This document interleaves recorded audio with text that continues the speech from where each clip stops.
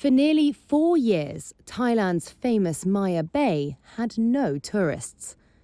In 2018, authorities shut it off to mitigate against excessive tourism, and then the global health crisis kept people away even longer. The solitude made way for new visitors. Blacktip reef sharks. They reclaimed the shallow waters. At the same time, marine life thrived and damaged coral was revived.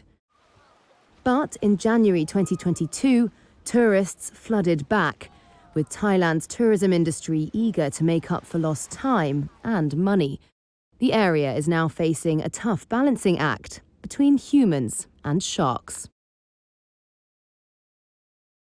Conservationists from Maya Shark Watch have been studying the population of blacktip sharks, using underwater cameras and drones to count sharks in feeding areas and breeding grounds.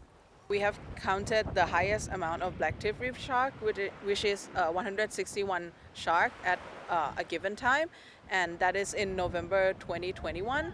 And after it was reopened for a year, in November 2022, we have come back to try and use the same drone technique to count the number of shark, and we have an average number of around 20 to 40 sharks per day. So we have seen a decrease in the abundance.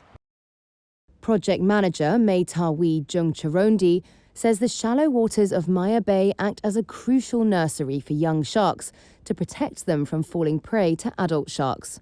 Blacktip reef shark is important for the ecosystem because it helps maintain the balance of the coral reef ecosystem. Blacktip reef shark is a top predator, so they eat other sick and unwell animals and keep the population healthy, as well as control the population of other animals. When Maya Bay closed, the beach lost almost half its revenue in 2019.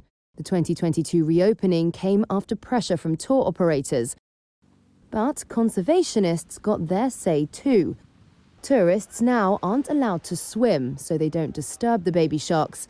Boats that bring visitors have to dock on the other side of the island to avoid damaging coral reefs. And only 375 visitors are allowed in an hour, although that does already add up to nearly 4,000 people each day, with more expected in the future. We are hoping that with the restriction in place, we can mitigate the disturbance on them, and we are doing this research in hopes that we can find the best way to manage and the best way for tourism and the environment to coexist.